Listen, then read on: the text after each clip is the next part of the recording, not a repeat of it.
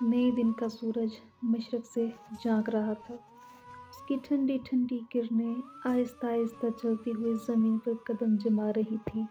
ہسپتال کی ٹھنڈی راہداری میں زمین پر بیٹھی ہوئی عائزہ نے قرآن مجید کو چومتے ہوئے بند کیا اور پھر سینے سے لگاتے ہوئے اپنے ہاتھوں کو دعا کے لیے خالق کائنات کے سامنے پھیلا دیا۔ اس کی آنکھیں بند تھیں اور لب بالکل خاموش تھے۔ دماغ اور دل دونوں ایک دم خاموش تھے۔ روح اندر ہی اندر ہچکولے کھا رہی تھی۔ اس وقت وہ اندر باہر سے بالکل خالی تھی۔ ساری رات آنکھوں میں کٹی تھی۔ ایمرجنسی کے ماحول میں رہتے ہوئے اسے وحشت ہونے لگی۔ ہر پل ہر آن کسی نہ کسی کی دردناک چیخ و پکار اس کے دل کو دہلا کر رکھ دیتی تھی۔ کوئی کسی اپنے کے چلے جانے پر آہ و بکا کرتا ہوا اس کے سامنے سے گزرتا تو بے اختیار اس کی آنسوؤں کا سمندر ابل پڑتا۔ اس کی ماں اس کی جنت تھی۔ ان کے گھر میں ٹھنڈی میٹھی چھاؤں تھی۔ وہ گھر میں سب سے بڑی بیٹی تھی۔ اس سے بڑے سلیم بیگ تھے، لیکن اپنی غیر سنجیدہ طبیعت کی وجہ سے وہ اپنے مقام سے بہت نیچے آ گئے تھے، جبکہ عائزہ ان سے چھوٹے ہونے کے باوجود ان سے بہت اوپر کے عہدے پر فائز تھی۔ اسے یاد تھا بچپن سے ہی وہ کس قدر سمجھدار تھی۔ ماں کی ہر بات وہ بنا کہے سمجھ جاتی تھی۔ اگر باقی بہن بھائی کی ضرورتیں پہلے پوری کر دی جاتی اور اسے تسلی دے کر ٹھکا دیا جاتا تو وہ یہ فرض کر لیتی کہ ابھی اسے چیزوں کی ضرورت نہیں تھی، اس لیے اسے ان کے ملنے یا نہ ملنے سے کوئی فرق نہیں پڑتا۔ اس کی یہ سوچ اسے مطمئن کر دیتی اور وہ اپنے بہن بھائیوں کے سامنے گھل مل جاتی، جبکہ ماں باپ ایک دوسرے کو دیکھتے اور پھر اپنی ستائش بھری نگاہیں اس پر مرکوز کر دیتے۔ وقت گزرنے کے ساتھ ساتھ وہ ان نگاہوں کی عادی ہوتی چلی گئی۔ اچھائی کے بدلے میں ملنے والی تعریف سے اسے تسکین ملنے لگی اور پھر آہستہ آہستہ یہ اچھائی دوسروں کے لیے اپنی ضرورتوں کو مارنا اس کی فطرت کا حصہ بنتا چلا گیا۔ ایسے میں صرف اس کی ماں تھی جس نے اسے ریڑھ کیا، جس نے ہر وقت اس کے لیے اپنی گود کو خالی رکھا۔ جب بھی وہ پریشان ہوتی یا کوئی دوسری الجھن اسے گھیرتی، وہ ماں کی آغوش میں سما جاتی، جہاں اسے ممتا کی گرماہٹ ملتی اور ماں کے ہاتھوں کا لمس اس کے سر پر حرکت کرنے لگتا۔ ماں بنا کچھ سنے، بنا کچھ کہے اس کی ہر بات سن لیتی اور اس کا جواب بھی دے دیتی۔ ایسے میں اس کا دل ہلکا ہو جاتا اور دماغ تر و تازہ ہو کر اسے کوئی نئی راہ دکھاتا اور وہ اپنے مسائل کو حل کرتے ہوئے اپنے ہدف کو حاصل کر لیتی۔ ایسے میں وہ اپنی ماں کے اتنا قریب آ گئی تھی کہ اسے لگتا تھا کہ اپنی ماں کے بغیر ایک پل بھی زندہ نہیں رہ سکتی ہے۔ وہ آج بھی اندر سے ایک چھوٹی سی معصوم بچی تھی۔ جو اپنی ماں کی فخریہ نگاہیں تھیں وہ آج بند تھیں، جو عائزہ کو آگے بڑھنے پر مجبور کرتی تھیں۔ اس لیے آج اسے لگ رہا تھا کہ اس کی زندگی رک گئی ہے، سب رنگ بے رنگ ہو گئے ہیں۔ حد سے زیادہ سفید چہرہ، رات بھر جاگنے کی وجہ سے سرخ ہوتی آنکھیں جن میں نمی تیر رہی تھی۔ قرآن مجید کو اپنی گود میں رکھے ہوئے وہ سیدھی ہوئی اور پھر دیوار سے ٹیک لگا کر اس نے سر دیوار کے ساتھ لگا دیا، آنکھیں بند کر لیں۔ جلتی ہوئی آنکھوں کو گویا سکون ملا تھا۔ اسے ایسی حالت میں بیٹھے ہوئے چند لمحے بھی نہیں گزرے تھے کہ قدم کی آہٹ نے اس کے تمام حواسوں کو بیدار کر دیا تھا۔ بند آنکھوں کے باوجود جان چکی تھی کہ کوئی تیز تیز قدموں کے ساتھ چلتا ہوا اس کی جانب آ رہا ہے، لیکن اس کے باوجود اس نے اپنی تھکی ہوئی آنکھوں کو کھولنا ضروری نہ سمجھا۔ یہ ایمرجنسی تھی تو یہاں اس طرح کی آہٹیں معمول کا حصہ تھیں۔ یہ سوچتے ہوئے اس نے اپنا دھیان ہٹانے کی کوشش کی اور کس حد تک اس میں کامیابی ہو گئی۔ اب اس کا ذہن بالکل خالی ہوتا جا رہا تھا۔ ہر طرف گہری تاریکی چھاتی جا رہی تھی۔ وہ جیسے کسی گہری تنگ و تاریک گھاٹی میں نیچے کی طرف اتر رہی تھی اور پھر ایک جھٹکا لگا اور وہ نیچے کہیں گم ہو گئی۔ کیسی ہیں آپ؟ آہستہ آواز میں کیا جانے والا سوال اس کی سماعتوں سے ٹکرایا تو اس نے بوجھل ہوتی ہوئی آنکھوں کو پوری طرح سے کھولنے کی کوشش کی اور جیسے ہی آنکھوں کی پتلیاں روشنی سے آشنا ہوئیں، اسے آنکھوں میں شدید تکلیف کا احساس ہوا۔ تو اس نے دوبارہ سے اپنی آنکھیں بند کر لیں۔ کیا آپ کو بھی اپنی طبیعت خراب محسوس ہو رہی ہے؟ وہی شفقت بھرا ہوا انداز اور سوال جس کی نوعیت اب بدل گئی تھی، لیکن مفہوم کسی حد تک وہی تھا۔ اس نے آہستہ آہستہ اپنی آنکھیں کھولی اور خشک ہوتے ہوئے لبوں پر زبان پھیری، اور جلدی آنکھوں سے بہتے پانی کو صاف کرنے کی کوشش میں وہ لڑکھڑا کر رہ گئی۔ ارے آپ لیٹی رہیں۔ وہ اسے کندھے سے تھام کر دوبارہ بستر پر لٹاتے ہوئے بولا تو وہ خاموشی سے دوبارہ سے دراز ہو گئی، جبکہ وہ مہربان نرس کی طرف مڑتے ہوئے بولا، سسٹر، ان کا بی پی دوبارہ سے چیک کر کے مجھے بتائیں۔ جی ڈاکٹر فاخر، میں آپ کو ابھی چیک کر کے بتاتی ہوں، نرس پیشہ ورانہ مسکراہٹ کے ساتھ بولی اور بستر پر دراز مریضہ کی طرف بڑھ گئی، جبکہ ڈاکٹر فاخر اس کے لیے میڈیسن چیک کرنے لگا۔ ڈاکٹر فاخر، ان کا بلڈ پریشر اب بالکل نارمل ہے، 80 اور 110 ہے۔ ویری گڈ، اس کا مطلب ہے ان کے بے ہوش ہونے کی اصل وجہ تھکن اور نیند کا پورا نہ ہونا تھا۔ اس کی وجہ سے ان کا بی پی کچھ لو ہو گیا تھا، جس کی وجہ سے میں سمجھ پا رہا تھا شاید ان کا بی پی پرابلم ہو رہا ہے، پر اب یہ ٹھیک ہے۔ خیر سسٹر، میں کچھ میڈیسن آپ کو دے رہا ہوں، آپ یہ نہیں کھلا دیں۔ اس کے بعد جب یہ بہتر محسوس کریں تو انہیں جانے دیں۔ ان کی مدر دراصل رات کو ہی یہاں لائی گئی ہیں، میں نے اور ڈاکٹر زین نے ہی ان کو چیک کیا تھا۔ امی، وہ آہستہ سے بولی۔ ڈاکٹر فاخر اس کی طرف متوجہ ہوتے ہوئے بولا، محترمہ، آپ رات کو اپنے والد اور والدہ کے ساتھ یہاں تشریف لائی تھی۔ آپ کی والدہ کی طبیعت ابھی بھی ویسی ہی ہے جیسی رات کو تھی، لیکن ہم پوری کوشش کر رہے ہیں کہ ان کی حالت نارمل ہو جائے، آپ پریشان نہ ہوں۔ میری امی، مجھے امی کے پاس جانا ہے۔ اف، میں یہاں کیا کر رہی ہوں؟ ابو کو بھی یہاں ساتھ ہونا چاہیے تھا، اگر وہ جاگ گئیں اور میں وہاں نہ ہوئی ہوں تو وہ گھبرا جائیں گی۔ مجھے جانے دیں، اس نے نرس کے ہاتھوں کو جھٹکتے ہوئے کہا، جو اس کو لٹانے کی کوشش کر رہی تھی۔ نرس، چھوڑ دیں انہیں، اور پلیز آپ چپ کر جائیں۔ ڈاکٹر فاخر کے پررعب انداز نے ایک دم اسے خاموش کر دیا تھا، جب وہ مسلسل بولتی جا رہی تھی۔ اب ایک دم پرسکون ہو گئی تھی اور آنکھیں پوری طرح کھولے انہیں تک رہی تھیں۔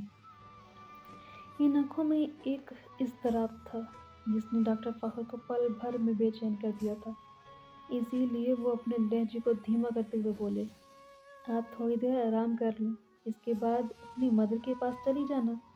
لیکن ڈاکٹر، وہ اکیلی ہوں گی۔ وہ اکیلی نہیں ہے، وہاں ان کی دیکھ بھال کے لیے نرس موجود ہے۔ میں اسے آپ کی مدر کے پاس چھوڑ آیا ہوں، اور ساتھ ہی ساتھ یہ ہدایت بھی کر کے آیا ہوں کہ وہ ان کا مکمل خیال رکھے۔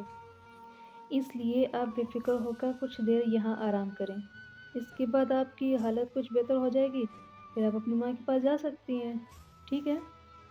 ڈاکٹر فاخر اسے نرمی سے سمجھاتے ہوئے بولے تو وہ نہ چاہتے ہوئے بھی بستر پر دراز ہو گئی۔ نرس نے آگے بڑھ کر اسے انجیکشن لگا دیا، پل بھر میں اس کی پلکیں بھوجل ہونے لگیں اور پھر وہ نیند کی وادی میں کھوتی چلی گئی۔ ڈاکٹر فاخر نے ایک اطمینان بھری نظر سے اس کے معصوم چہرے پر نظر ڈالی، پھر نرس کو کچھ ہدایت کرتے ہوئے روم سے باہر چلے آئے۔ اب ان کا رخ ایمرجنسی کی طرف تھا۔ گزشتہ 2 ہفتوں سے ان کی ڈیوٹی ایمرجنسی میں تھی، کبھی اس ڈیوٹی کو رات میں منتقل کر دیا جاتا اور کبھی دن میں تبدیل کر دیا جاتا۔ سرکاری ہسپتال کی ایمرجنسی میں ہر وقت رش لگا رہتا تھا، غربت کے مارے لوگ اپنے اپنے پیاروں کو کندھوں پر ڈالے ڈاکٹروں کی منتیں کرتے نظر آتے ہیں۔ خلق خدا اس طرح ادھر سے ادھر، ادھر سے ادھر چکراتی نظر آتی ہے کہ ایک حساس انسان اپنا دل تھام لے۔ ایسے میں ڈاکٹر فاخر جیسے نازک مزاج انسان کا بد مزاج ہو جانا ایک فطری عمل تھا۔ وہ مریضوں کے لواحقین پر برس پڑتے تھے، انہیں غصہ آتا تھا کہ کس طرح اپنے اپنوں سے غفلت برتتے ہیں، آخر ان کی حالت سے وہ انجان تو نہیں ہوتے نا، وہ اکثر سوچتے تھے۔ ایسے میں جب رات کو یہ باپ بیٹی اپنے مریض کے ساتھ آئے تو پہلے ہی ذہنی خوف میں مبتلا تھے، اوپر سے مریضہ کی حالت انتہائی خراب تھی۔ انہیں مریضہ کو بچانے کے لیے اچھی خاصی محنت کرنی پڑی تھی۔ اپنی کوششوں سے جب وہ مریضہ کی حالت کو بہتر کرنے کے بعد باہر آئے تو مریضہ کی فیملی کے سوالات نے انہیں مزید غصہ دلایا تھا۔ ایسے میں وہ اس کالی چادر میں لپیٹی بیٹھی چھوئی موئی سی لڑکی کو اچھی خاصی ڈانٹ پلا گئے۔ انہوں نے جاتے جاتے بس اس کی آنکھوں میں موٹے موٹے آنسو دیکھے تھے۔ اس کے بعد وہ آگے بڑھ گئے تھے۔ وہ اس مکمل طور پر فراموش کر دیتے اگر وہ اس خاموش لڑکی کو کینٹین میں اپنی ہمت کا مظاہرہ کرتا ہوا نہ دیکھ لیتا۔ یہاں وہ اپنے روتے دھوتے انداز سے بالکل مختلف ایک بہادر لڑکی لگ رہی تھی۔ جس طرح اس نے کینٹین کے مالک کو اچھا خاصا ڈانٹ دیا تھا اور بعد میں اسے ایک چھوٹے لڑکے کو اپنے سامنے بٹھا کر کھلایا تھا، اس حسن سلوک نے فاخر کو بہت متاثر کیا تھا اور وہ نہ چاہتے ہوئے بھی اس لڑکی کو سوچتا چلا گیا تھا۔ صبح کو فجر کے بعد وہ کچھ دیر آرام کرنے کے لیے چلا گیا تھا، لیکن اس سارے وقت میں یہ لڑکی اس کے ذہن سے محو نہ ہو سکی۔ وہ صبح جب گھر سے فارغ ہو کر وہ ہسپتال آیا تھا تو ذہنی طور پر تھوڑا سا اپ سیٹ تھا۔ ایسے میں وہ اپنے راؤنڈ پر نکلا تو لابی میں وہی لڑکی دیوار کے ساتھ ٹیک لگائے ہوئے اسے نظر آئی۔ وہ اس کو نظر انداز کر کے گزر جاتا، لیکن کسی غیر معمولی احساس کے زیر اثر وہ اس کے قریب چلے آئے اور اسے پکارتے ہوئے بولے، ہیلو مس، کیا آپ ٹھیک ہیں؟ لیکن وہ اس کے سوال کا کوئی جواب نہیں دے رہی تھی، بلکہ آنکھیں موندے بیٹھی تھی۔ فاخر نے غور سے اس کا چہرہ دیکھا تھا۔ اس کا چہرہ خطرناک حد تک سرخ تھا اور پیشانی پر پسینے کی ننھی ننھی بوندیں چمک رہی تھیں۔ فاخر نے بے اختیار آگے بڑھ کر اس کا کندھا چھوا تو وہ ایک طرف ڈھہ گئی۔ فاخر نے جلدی سے اس کی گود سے قرآن پاک اٹھا کر اپنے ساتھ کھڑی نرس کو تھما دیا اور پھر جلدی سے اس کی نبض ٹٹولنے لگا۔ نبض انتہائی دھیمی رفتار میں چل رہی تھی۔ اس کا جسم خطرناک حد تک ٹھنڈا ہو رہا تھا۔ نرس، جلدی سے اس کو کسی پرائیویٹ کمرے میں شفٹ کر دیں، فاخر کھڑے ہوتے ہوئے بولا۔ تو نرس جلدی سے ایک طرف مڑ گئی۔ تب تک فاخر اس کے پاس کھڑا رہا تھا۔ 2 منٹ میں نرس ایک وارڈ بوائے کے ساتھ واپس آئی۔ وارڈ بوائے نے ایک وہیل چیئر تھام رکھی تھی۔ ڈاکٹر فاخر نے جلدی سے اسے اٹھا کر وہیل چیئر پر بٹھا دیا اور وارڈ بوائے کو جیسی ہدایت دی وہ ویسے ہی سر اس بات پر ہلاتے ہوئے عمل کرنے لگا۔ ڈاکٹر فاخر خود بھی کچھ پریشان سا اس کے پیچھے لپکا اور جب اس کمرے میں داخل ہوا جہاں اس کی ہدایت کے پیش نظر وارڈ بوائے اسے لایا تھا تو نرس نے اسے بیڈ پر لٹا دیا۔ ڈاکٹر فاخر نے جلدی سے اس کا چیک اپ کیا۔ اس کا دل بہت آہستہ آہستہ دھڑک رہا تھا۔ بلڈ پریشر کافی حد تک لو تھا اور ڈاکٹر فاخر کے خیال میں وہ اسی وجہ سے بے ہوش ہوئی تھی۔ اس نے اسے مختلف انجیکشن لگائے جن میں طاقت کے انجیکشن شامل تھے۔ یہ سارا عمل 1 سے 2 گھنٹے پر محیط تھا۔ ایسے میں ڈاکٹر فاخر ایک چکر ایمرجنسی کا بھی لگا آیا تھا اور اس لڑکی کی والدہ کے لیے خاص طور پر ایک نرس متعین کر آیا تھا اور ساتھ ہی ساتھ اسے یہ ہدایت بھی دے کر آیا تھا کہ کسی بھی قسم کی حرکت اگر اس مریضہ میں ہو تو فوری ان سے رابطہ کیا جائے۔ اس کے بعد وہ واپس اسی اجنبی لڑکی کے کمرے میں چلے آئے تھے۔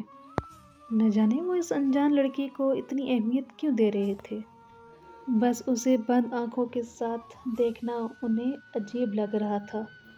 ایسے میں جب وہ اس کی میڈیسن چیک کر رہا تھا وہ ہوش میں آ گئی اور چلانے لگی تھی۔ اس کی اس حرکت کی وجہ سے ڈاکٹر فاخر خود بھی بدحواس ہو گیا تھا اور اس بدحواسی میں وہ اسے اچھا خاصا ڈانٹ گیا تھا اور جب وہ اپنی آنکھیں جھپکائے بنا تکتی رہی تو ڈاکٹر فاخر کی ہدایت پر نرس نے عائزہ کو سکون آور انجیکشن لگا دیا اور وہ نیند کی وادی میں کھو گئی تو وہ اطمینان بھری سانسیں خارج کرتے ہوئے باہر نکل گئے۔ ایمرجنسی تک آتے آتے وہ خود اپنی کیفیت کا تجزیہ کر رہا تھا اور کچھ نہ سمجھتے ہوئے دروازہ کھول کر اندر داخل ہو گیا۔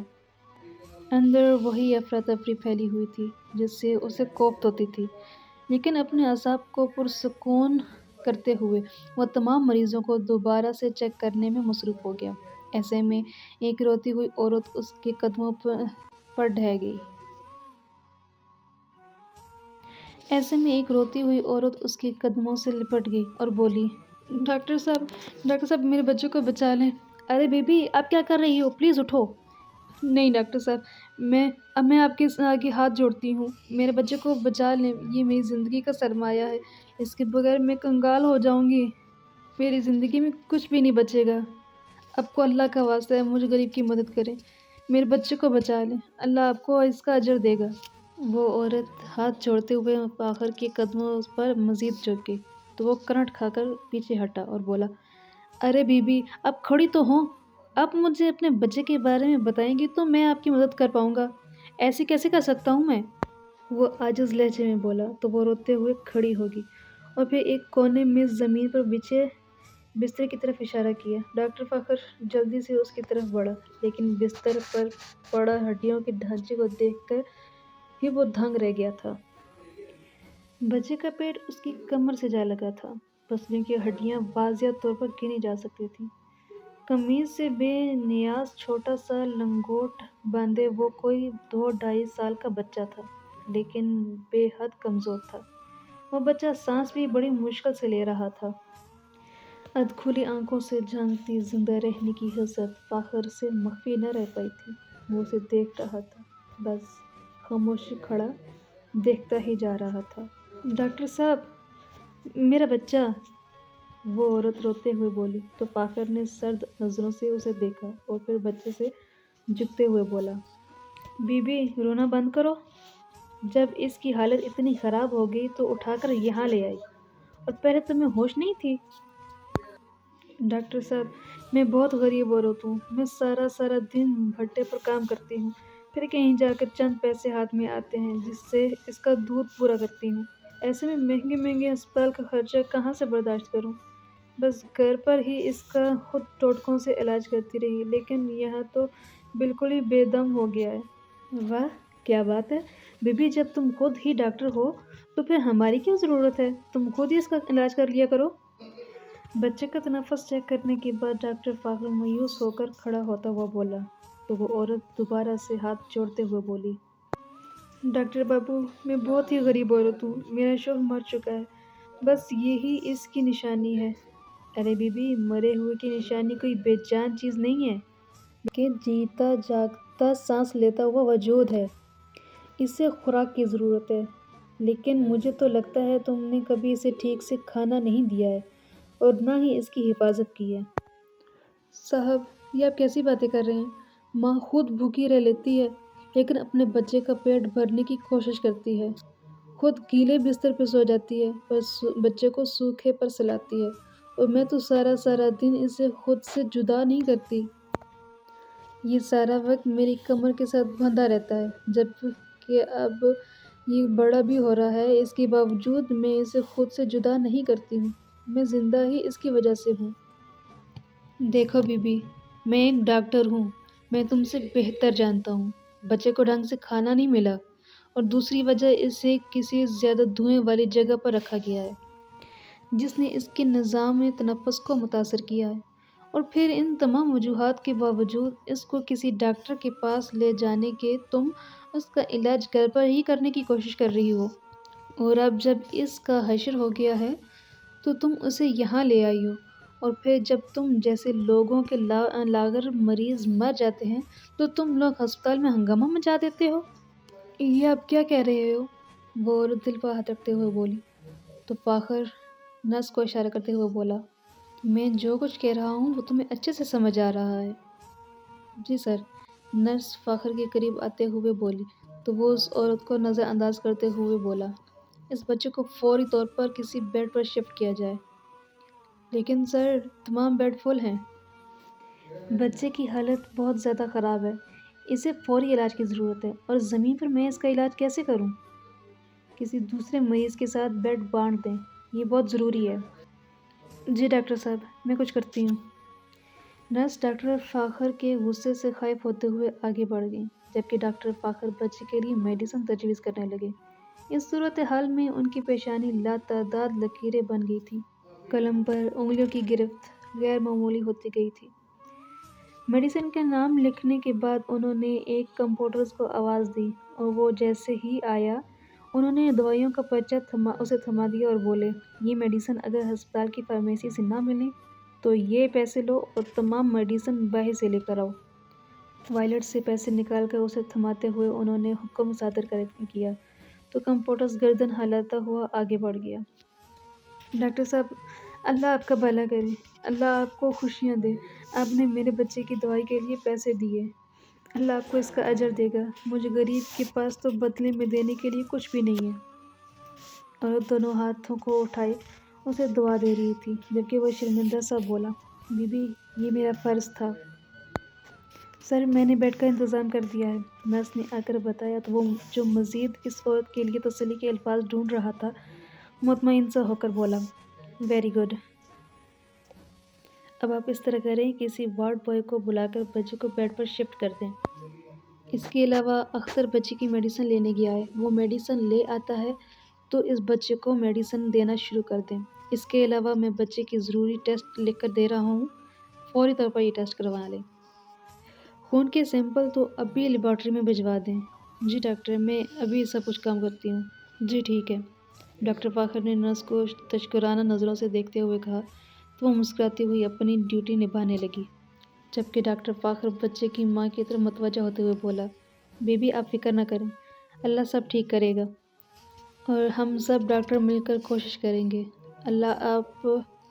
آپ اللہ سے دعا کریں اور اس کی ذات پر بھروسہ کریں، اللہ سب کے ساتھ انصاف کرتا ہے، بے شک وہ بہت منصف ہے۔ بے شک وہ بہت منصف ہے۔ ڈاکٹر فاخر مسکراتے ہوئے عام انداز میں بولا، جبکہ عورت کچھ سمجھتے اور کچھ نہ سمجھتے ہوئے گردن ہلا دی۔ وہ جان گئی تھی کہ اللہ نے اس کی بیٹی کی زندگی کو بچانے کے لیے ایک فرشتہ زمین پر اتارا ہے، کیونکہ وہ کسی کے ساتھ ناانصافی نہیں کرتا ہے۔